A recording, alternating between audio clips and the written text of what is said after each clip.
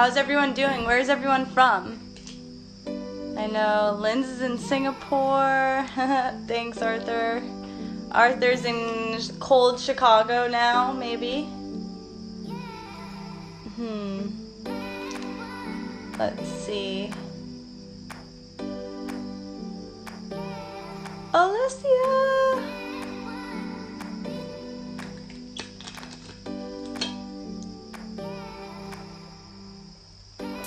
Nick has arrived! Yay! Waiting for a connection. Hello. It worked! How are you? Good, how Yay. are you? Good. Awesome. So yeah, I just want to say thank you so much, Nick, for doing this, for being open to doing your first Instagram live. This is my first series Yes, of course.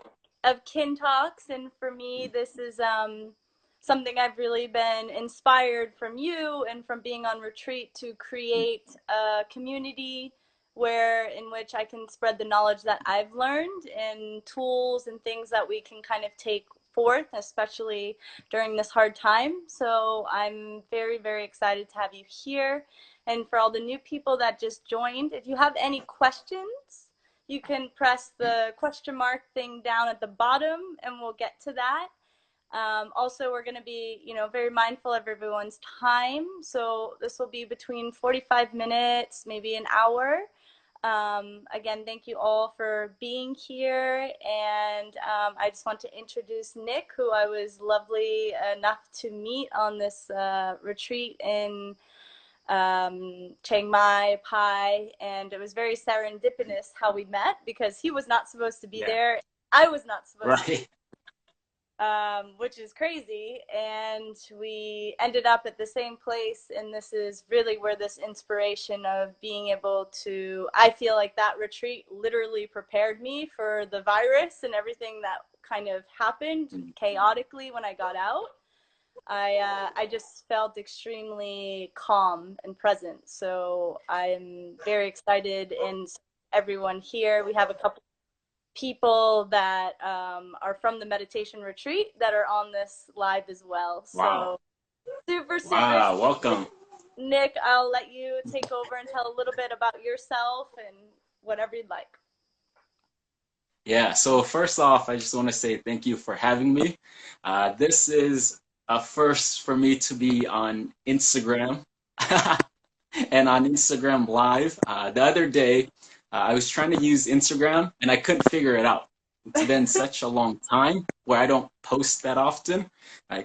Being a Buddhist monk, I really took some time to come here to Thailand and to really train myself. So first off, for everyone watching from around the world, thank you. It really means a lot.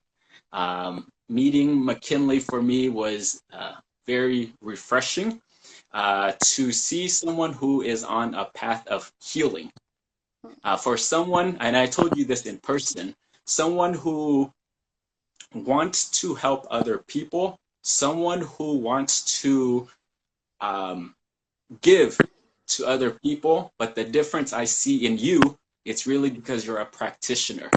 And the journey that you shared with me, it wasn't easy. And even in this moment, it's not easy. And the fact that you still continue to move forward is amazing. Is amazing. And now, a couple weeks later from our meeting, you're here inspired to do a talk and to give of yourself and give of your time to the world. It's the most beautiful thing to watch. So congratulations and thank you for having me.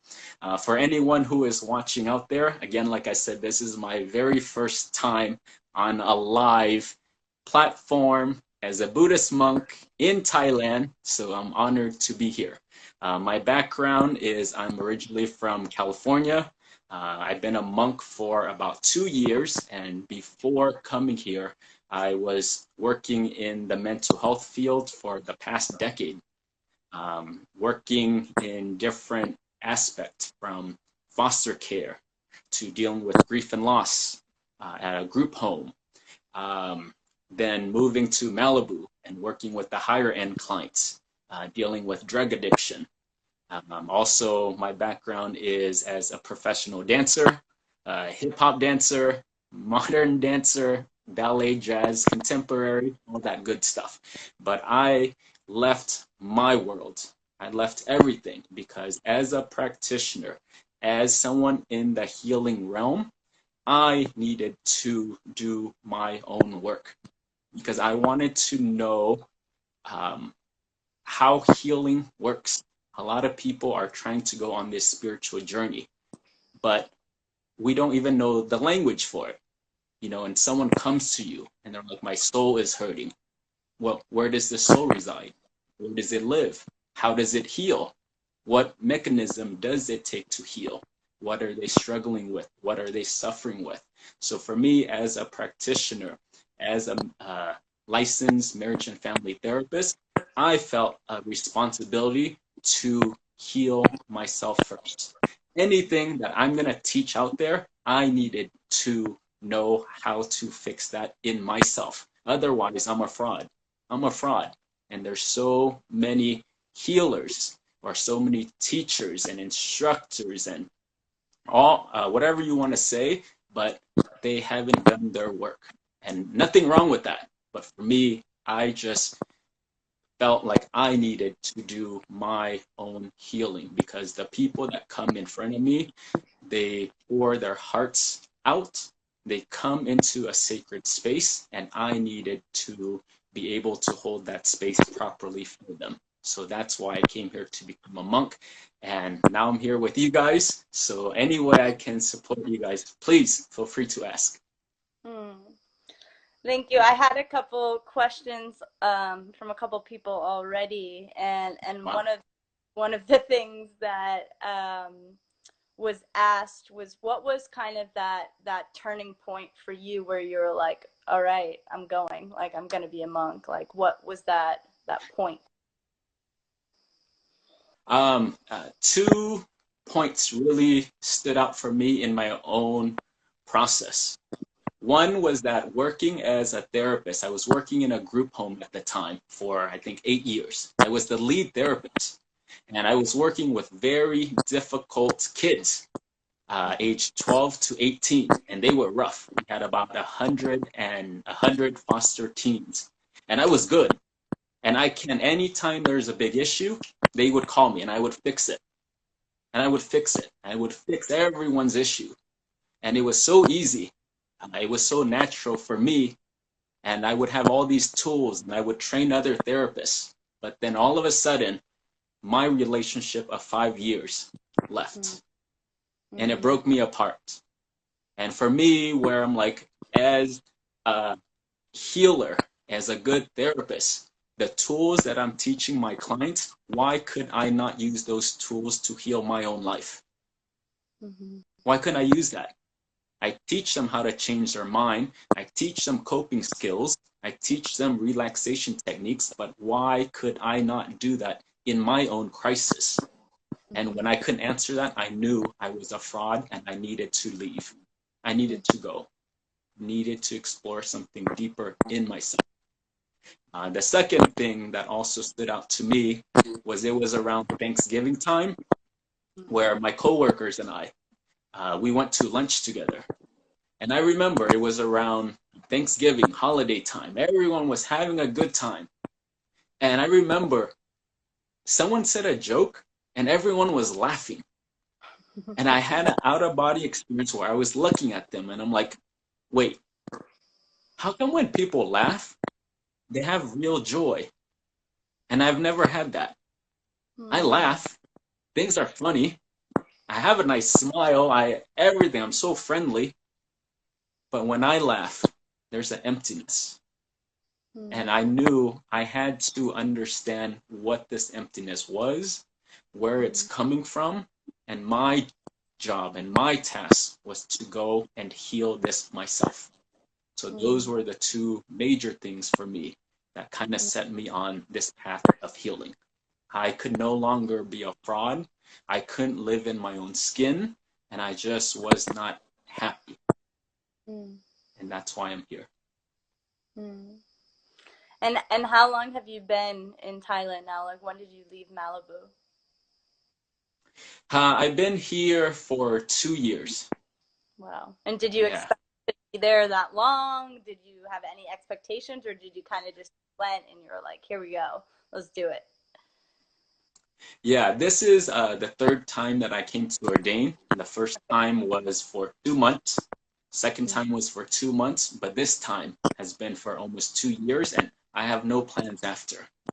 All I know is this is my first time ever where when I laugh, I actually feel joy. Never had that.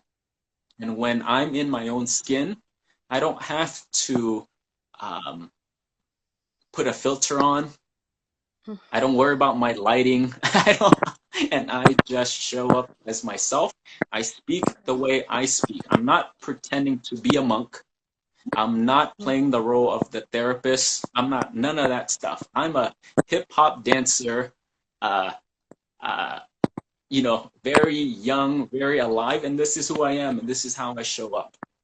And Mm. I've done my own work. I continue to do my own work, and I just want to show up and help anyone along the path so you can suffer less. Suffer less. Just to pull out the wisdom from my life and put on a silver platter for anyone who's going through a difficult time. And that's the way the why I feel so drawn to you and why you've been such a teacher in such a quick amount of time as well, is because I see your authenticity and your realness. And for me, I had this preconceived notion of who monks were, or what a monk was supposed to be. And so for me, it was a really big learning experience as well, of like how we call people, right, and judge them for that identity that they're in, and what that was like for you, and how that's been for you to come into monkhood and leave your past identity. And I know a lot of the videos you do is literally just showing up and being yourself. And how did you kind of come into that?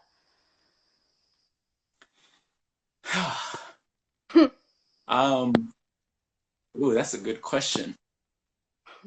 How did I come into just being comfortable in my own skin, or what was your question again?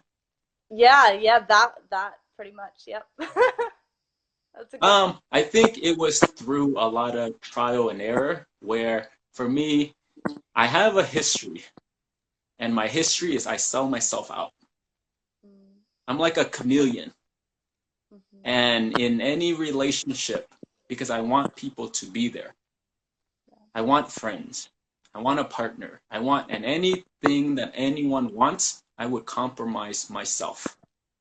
And for me, when I hit my own crisis, and I've never felt so low in my life, to the point where when I woke up, well, one, I couldn't wake up. And then when the time that I could wake up,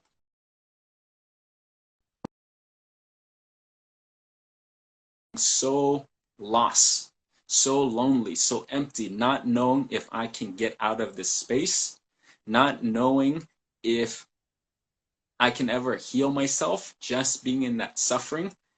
And now that I'm in a better space, just out of pure gratitude, I wanted to share things that were.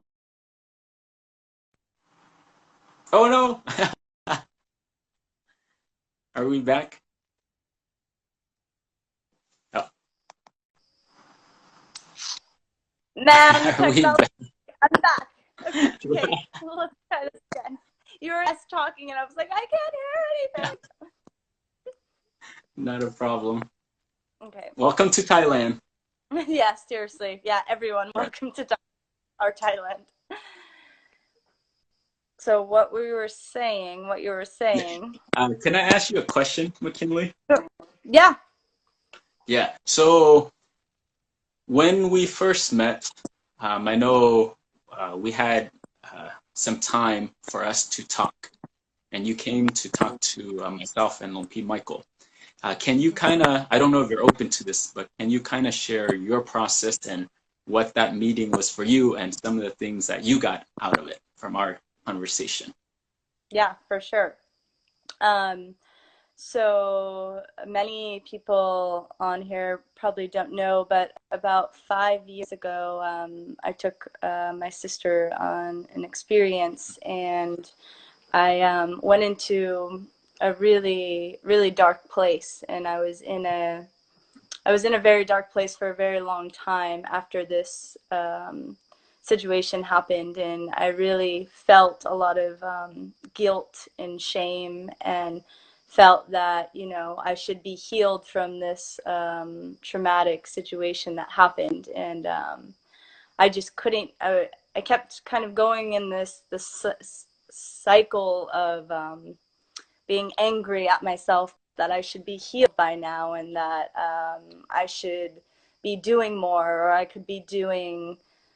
should be more. It was, you know, at this root of it where I just felt this, my heart was still hurting a lot. And so I came to Lumpai Nick because I felt he did a really beautiful sharing on healing the night before a talk that really just hit me. And it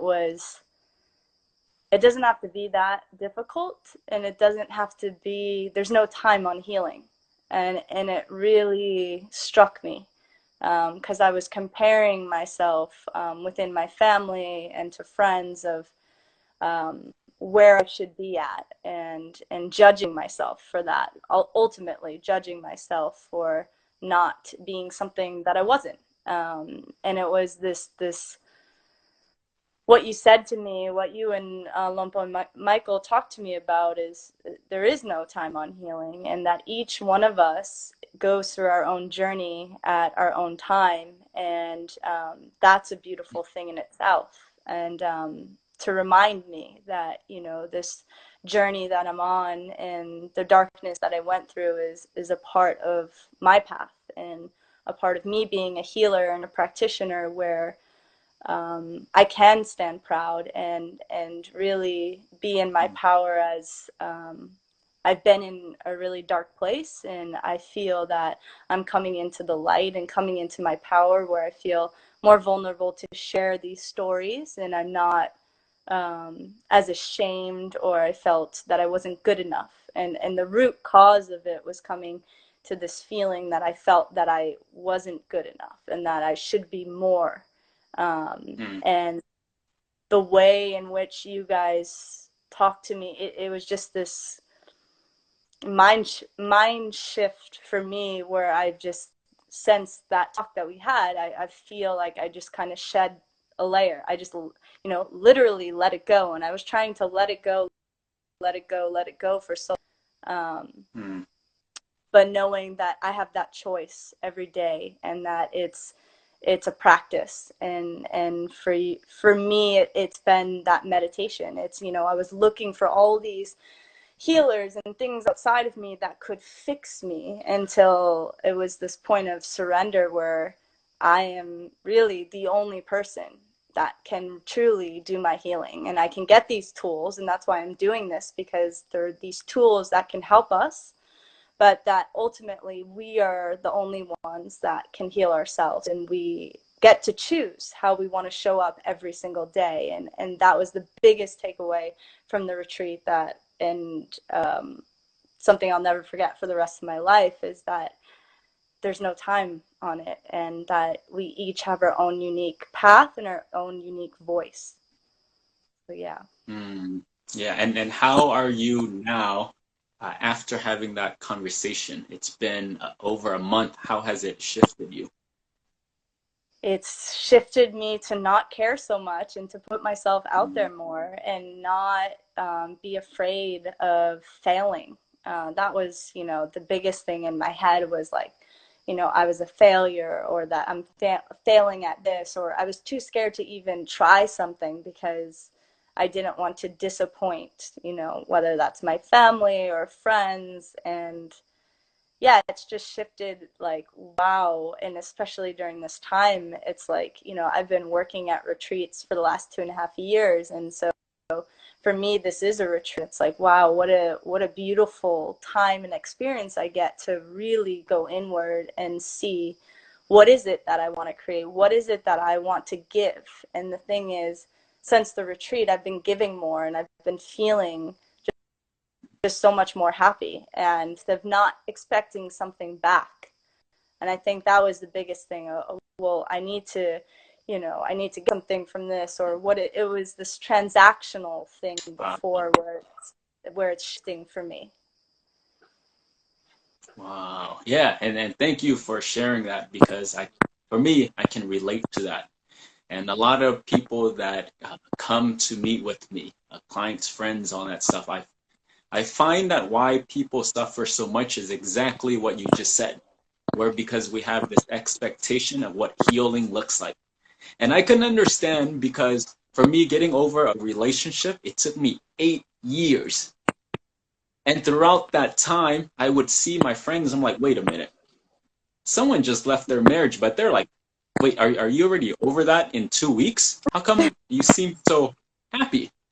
Or someone who, again, left their relationship and now they're onto a new relationship and it's been 3 days.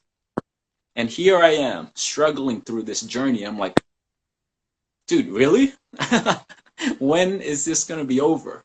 When is this going to be over? And I just realized through my own process that there's no timeline on healing. No timeline on healing, so take that out. But what kept me going was I had to do what I had to do, and I did it the right way, and it took me such a long time because I wanted to heal properly. I wanted to heal fully. No cutting corners, and I'll take the pain, I'll take everything. But at the end of the day, I knew at the end of the day, there's a light at the end of the tunnel. I will get to the end of that tunnel, and I will stand there as a full, whole person. And I can hold my head high because I didn't cut any corners. I allowed my heart to break into a million little pieces. I cried when I needed to cry. I was lonely, I was sad, I was lost, and it was okay. And every day I got up for 8 years. And now I'm standing in a place where I'm like, I can breathe and I can feel myself again. And I'm proud of myself. So for anyone who is struggling, suffering, what can keep you going is just know why it's taking me longer is because I want to do it properly. I wanted to do it the right way. And for me, there's going to be so many little boys coming after me who's going to suffer in the same way. And I'm going to look at them and I'm going to say, do it the right way. Allow your heart to break. Allow your heart to heal. With that said, do you know why it's taking you so much longer compared to other people? I'm surrendering into it's a part of my journey, and because I want to, I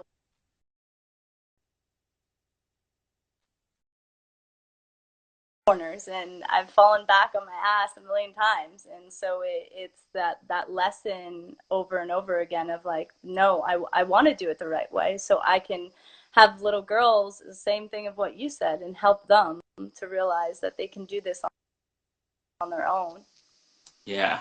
And from my experience, what I found is why it took me such a long time to heal. Other people, like I said, can get over it in 12 days. You know, they go to the bars, they have a girls' night out, whatever, and they're good. But for me, it took me 8 real years. And I've learned now, looking back, my heart had to break that big because the amount of suffering that I was needing to carry afterward, it's so deep. And why it took me such a long time, why it's taking you, McKinley, such a long time, is because you're here to help other little boys and other little girls to heal themselves at a deeper a depth. And there's a part of you that said a prayer, and you said, I want to help this world. And it answered. And it took you on this journey, and it's expanding your heart. So it feels a bit painful.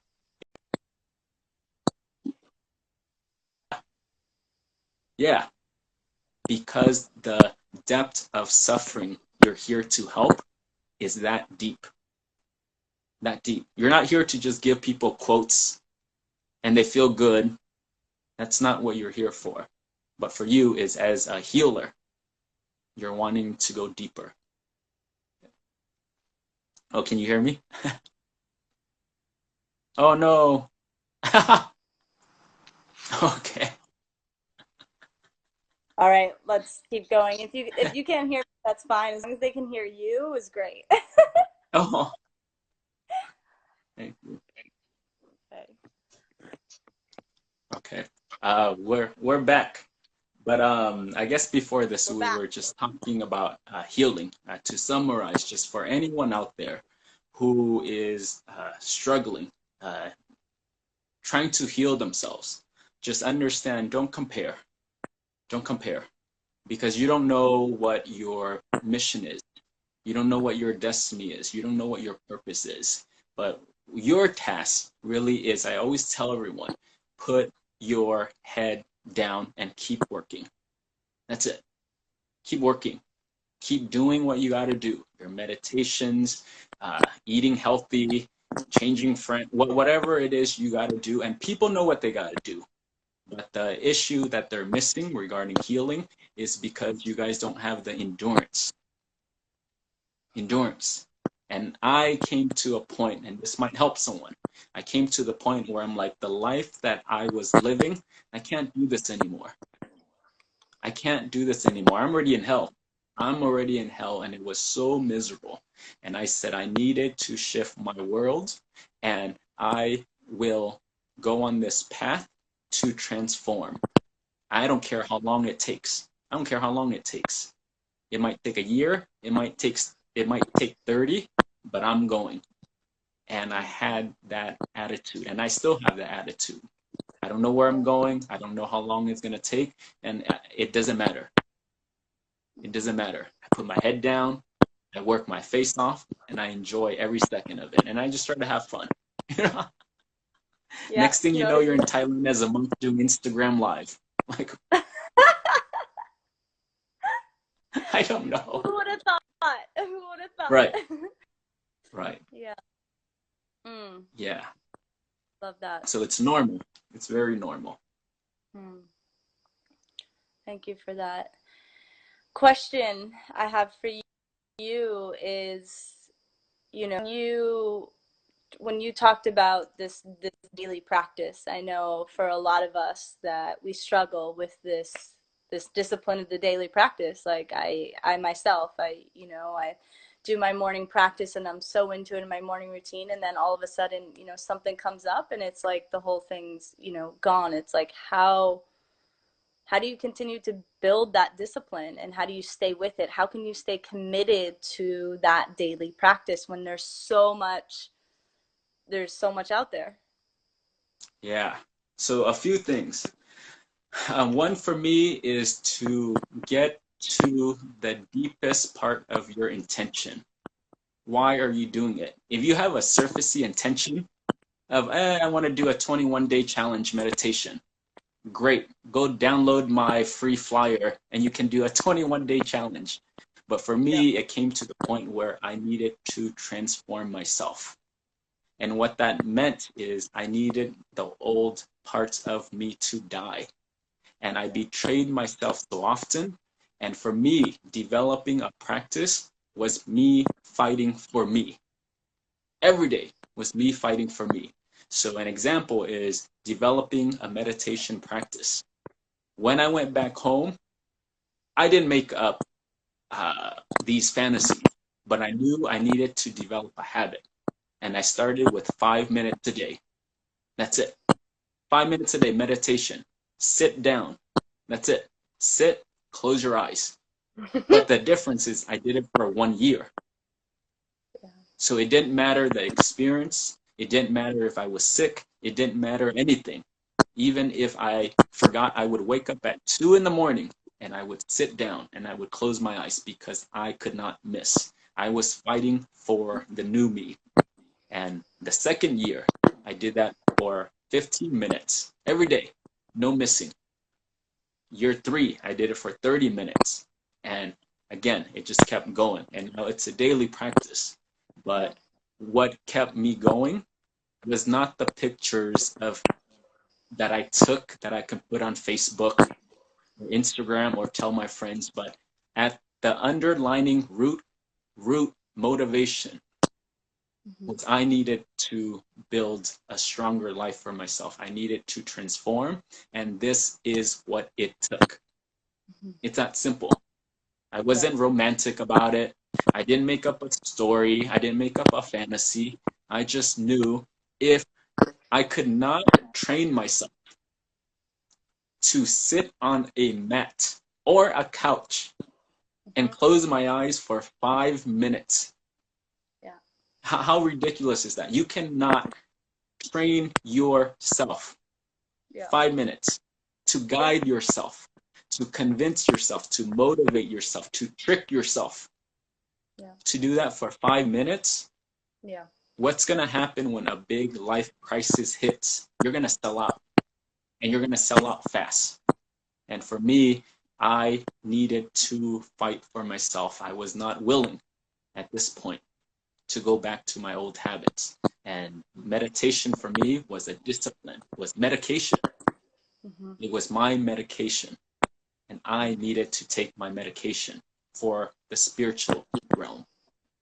And every day I sat. And every day I got stronger. Every day I saw more clearly. Real seeing more clearly. Every day I felt proud of myself, and I just kept collecting happiness and joy. Just an ounce. Just an ounce. Each day I felt proud of myself. I owned that. I worked for it. And I felt real joy and real pride. So I hope that answers your question. No, it does. And one of the things of the many little gold nuggets that you say that stuck with me is that betrayal thing. Or I never thought about that before. And I was like, oh yeah, like I said I was going to do it, but you know, I have something else. And it's like,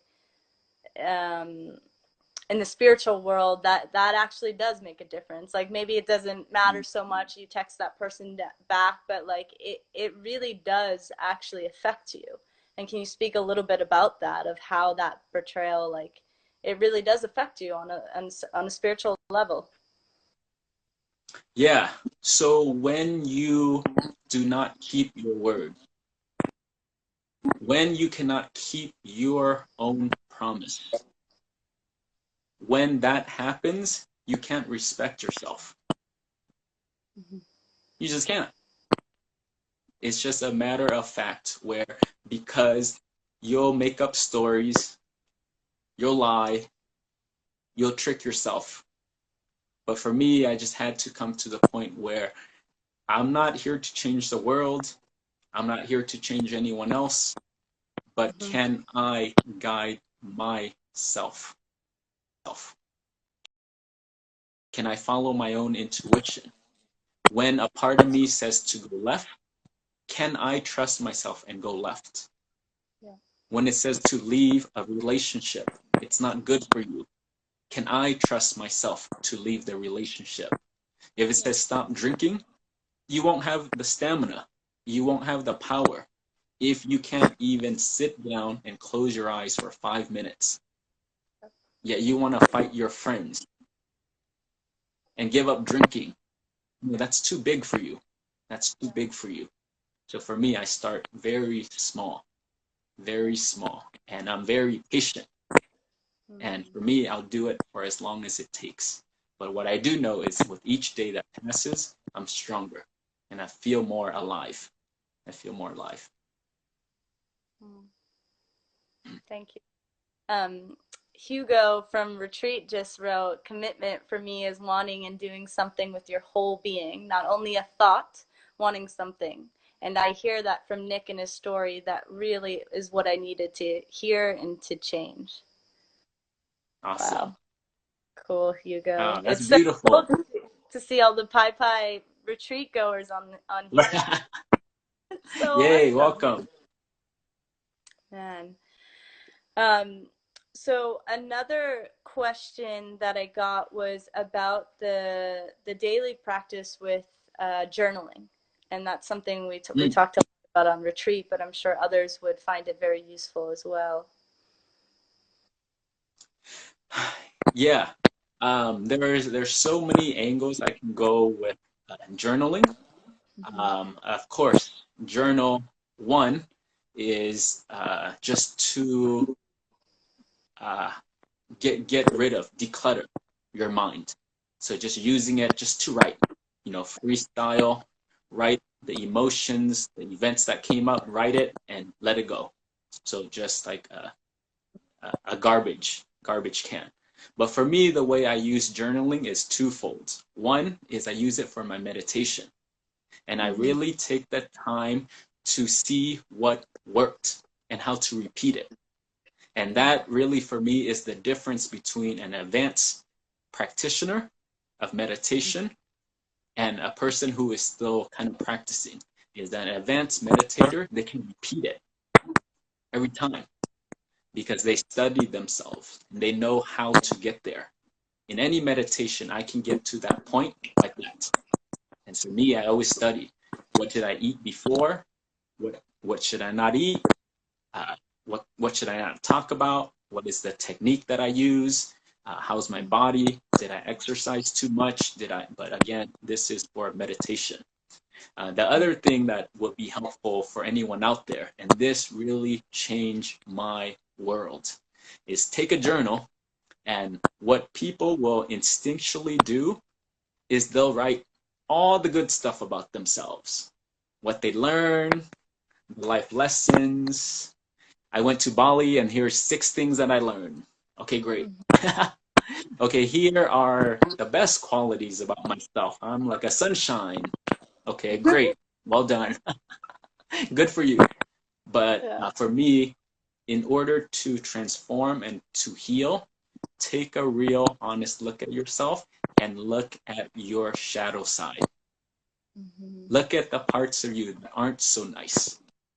Look at the parts of your blind sides.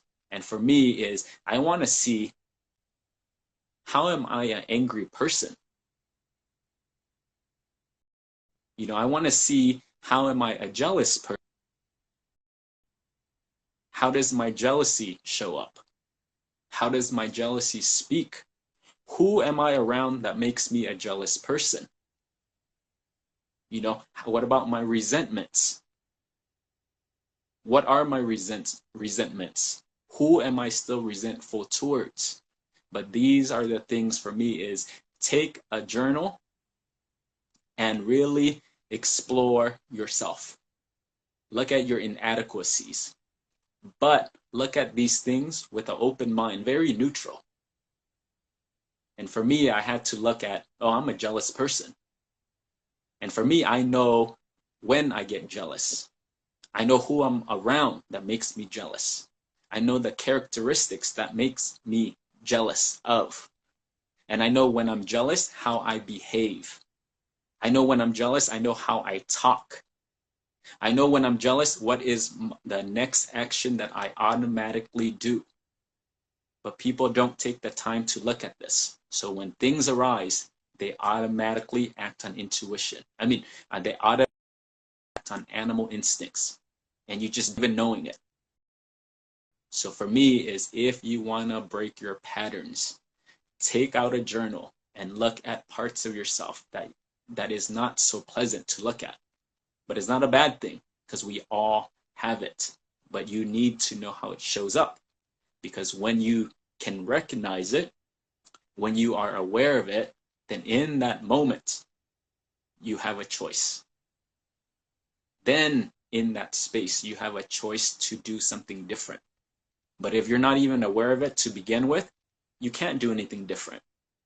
It's impossible, because you don't even know. You just act. You just act. So it's slow down. Look at where you have grudges. Look at where you're bitter. Look at where you're resentful. Look at where you feel inadequate. Where are you jealous? How do you compare?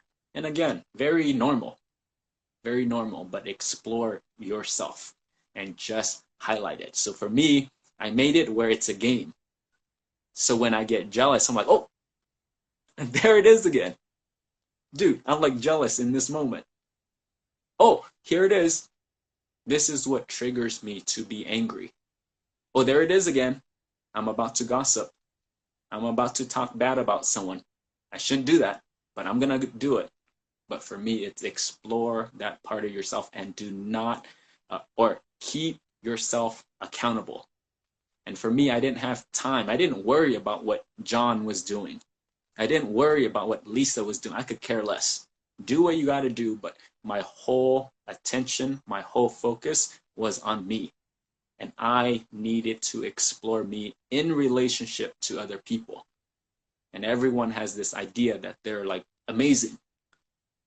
But for me is, I just need to look at myself clearly. It's normal that we have these things. And just look at it, be aware of it, catch it when it shows up, and then in that moment, do something different. Change your habit. And I did this over and over and over for years. So for anyone who is on the healing path, if you want to do it properly, look at your shadow side. Yeah, so this is something I'm developing. Nick? We meet again. Like, just hang up. This is so awesome. I was like, yeah, it's just a time to do a couple deep breaths after we get all the gold, and we just need to, situate and back, and we come back. This is what they mean by the struggle is real, huh? Yeah, real. Right. Oh yeah, my God. it's amazing. We learn as we go. Yeah. Okay. Do you have any questions, McKinley, I cut you off. The audience? Yeah. So I'm 10 minutes left, and so the question, one of the questions that I had from actually Carter, who's on this call, is how can someone start integrating the feeling of the practice in their walking life?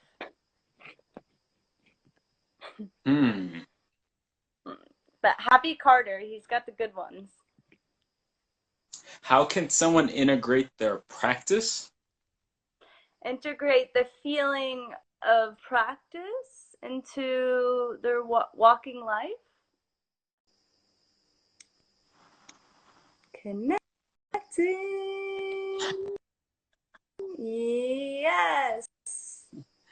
Yeah. Can I say for the people who are still on... What is it? 6 time is the best? I don't know. Yeah, can I say for the people who are still following us online, like you guys really are the real champions. So really, thank you for hanging in there. It means everything. So thank you. Oh, okay. So I guess I'll keep talking. To answer that question, I think I want to go a different route to talk about meditation and the purpose of meditation. Of course, there's all these different benefits, but for me, is for anyone who is a meditation practice is super important. It's important because it develops one skill. And really, the one key skill that you guys need to have is the skill of observation. You need to be able to observe. And when you ask me, how do you pull out your meditation practice, spiritual practice into the real world, is develop or use the tools you use in meditation. And anything that arises in meditation, we just observe and we just watch. So when you see an object, you just watch. When you hear a noise, you just observe. Don't interact. And through that, pull out that one specific skill that you learn how to observe yourself in meditation. Pull that. That's what it's there to teach. And now bring it out into the real world.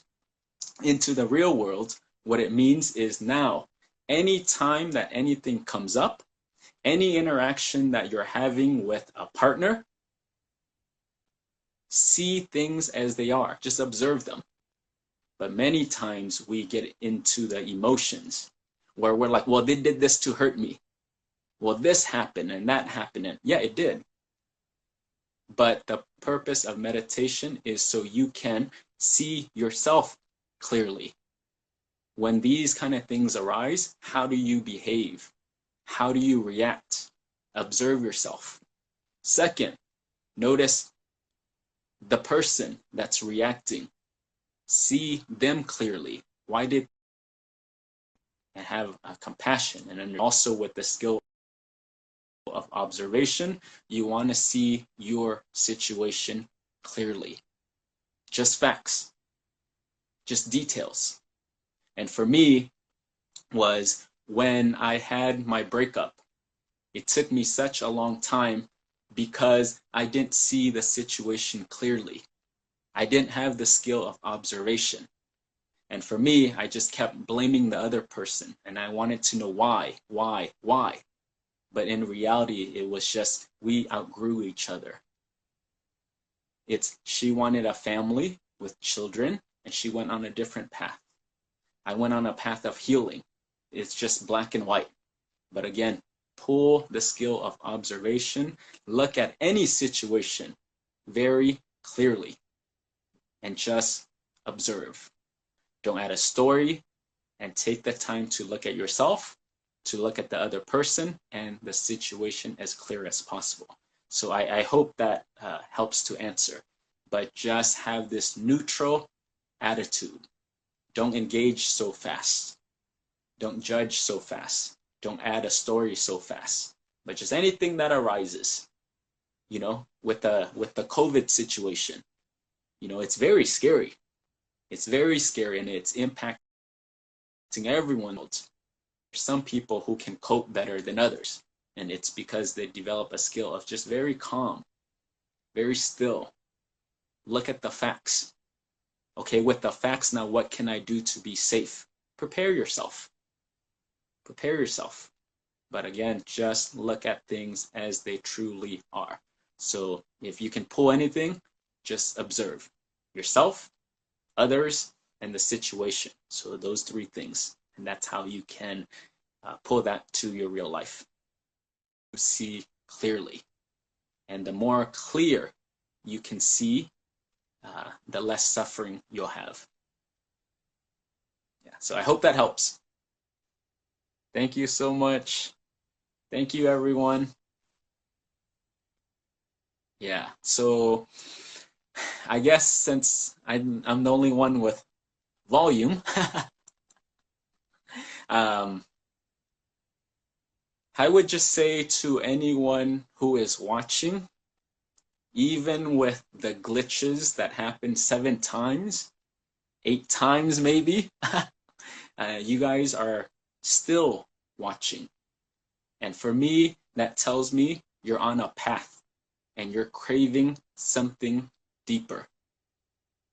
You're craving something deeper.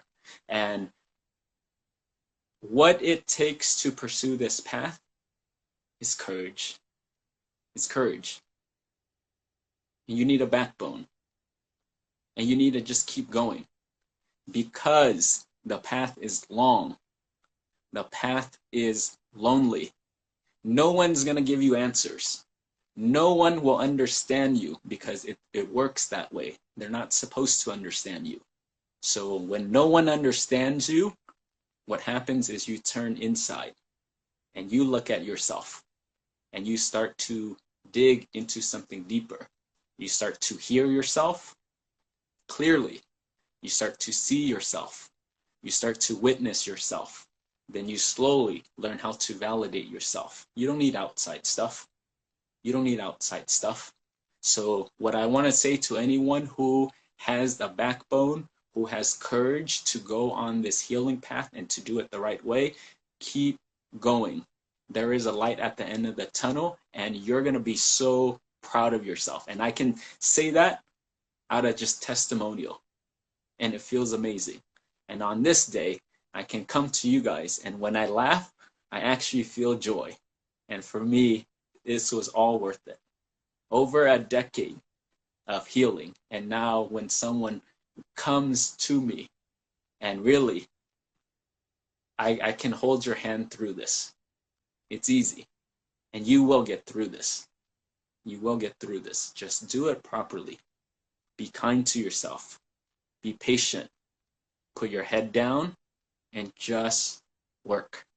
And one of the concepts I'm working on is some people, it's kind of like buying a house versus renting a house. And for me, use that concept for happiness. You can rent happiness. You can do things and get happiness. But when that thing is gone, the owners took it. The Facebook took it. The Instagram took it. Your ex took it. They took your happiness because you rented happiness. And for me, I took that time and I became a happiness homeowner. And I worked and I bought my happiness and I earned my happiness.